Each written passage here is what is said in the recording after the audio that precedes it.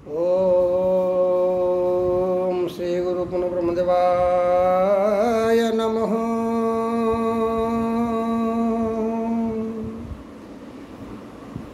आज हूँ पवित्र गुरु दिवस। पवित्र गुरु दिवस रे प्रभुंकर पाद सेवा करवा, जहाँ गुरुंकर पाद सेवा करवा से गुरु कर वंदना करवा। गुरु माध्यम रे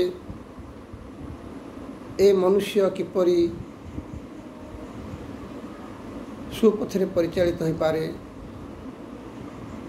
भल काम करि पारे, देश जशर पितृकुलर समाज रे नाम रखिपारे। आसंतु आज समस्त एकत्रित होई पवित्र गुरु दिवस को पालन करिबा। ओम श्री गुरु पुनः ब्रह्मदेवाय नमः। गुरुर्ब्रह्मा गुरु विष्णु गुरुदेव महेश्वर, गुरु साक्षात् परम ब्रह्म तस्मै श्री गुरवे नमः।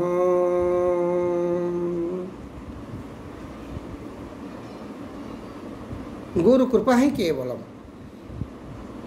आज हेउछि पवित्र गुरु दिवस।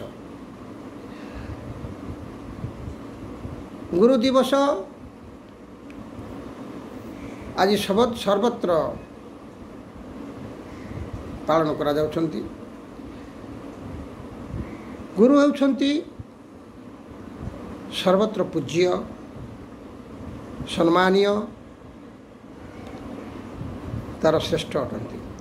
ए गुरु परंपरा अति प्राचीन कालरू मनुष्यर प्रगतिर चाबिकाठी स्वरूप, यार विकल्प नहीं। एवं गुरु ही भगवान कर स्वरूप। तेणु शास्त्र कह जाइछि, गुरु ब्रह्मा गुरु विष्णु गुरुदेव महेश्वर, गुरु साक्षात् परम ब्रह्म तस्मै श्री गुरवे नमः। गुरु को नमणिब नर, गुरु ही साक्षात ईश्वर। जुगे जुगे गुरु हेउछंती पूज्य चिर नमस्य। विद्यालय हेउछि मनुष्य तैयारी कारखाना एवं गुरु होछंती तार बिंधाणी।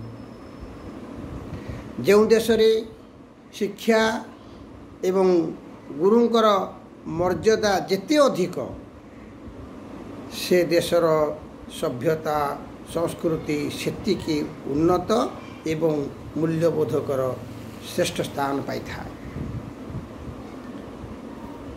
एथिपाई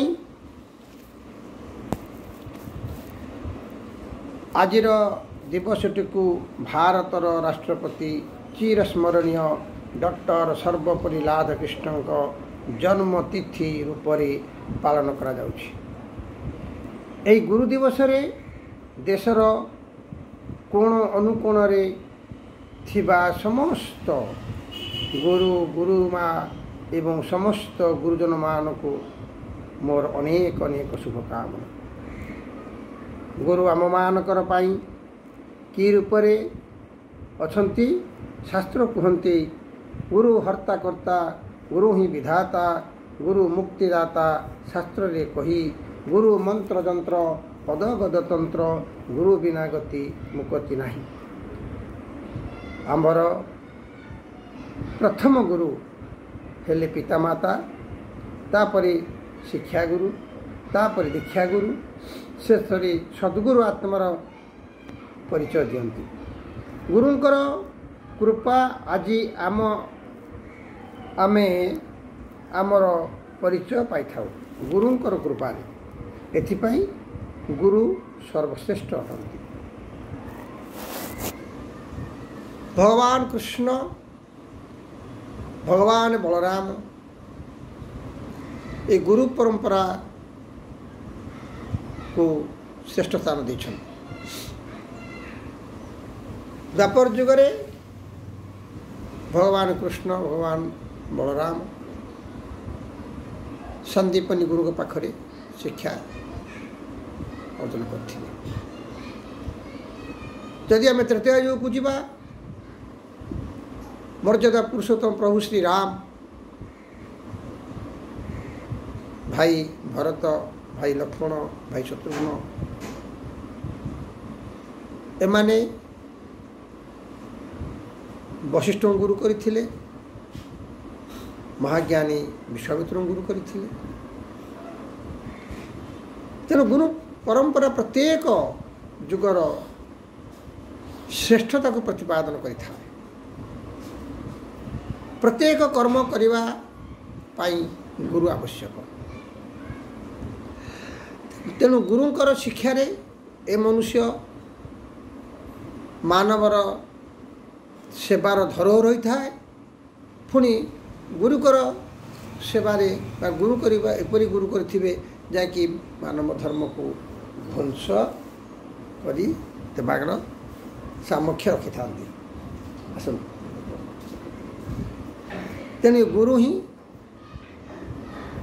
मानव जीवनर आत्मार सद्गति पाई एकमात्र श्रेष्ठ स्थान में उपवेशन करते।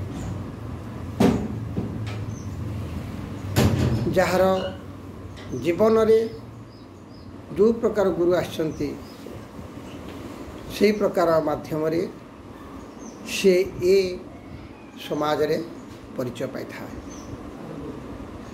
गुरु परंपरा एपरि एक महत जहाँकि मनुष्य को अति निम्न रू महान कर दी था।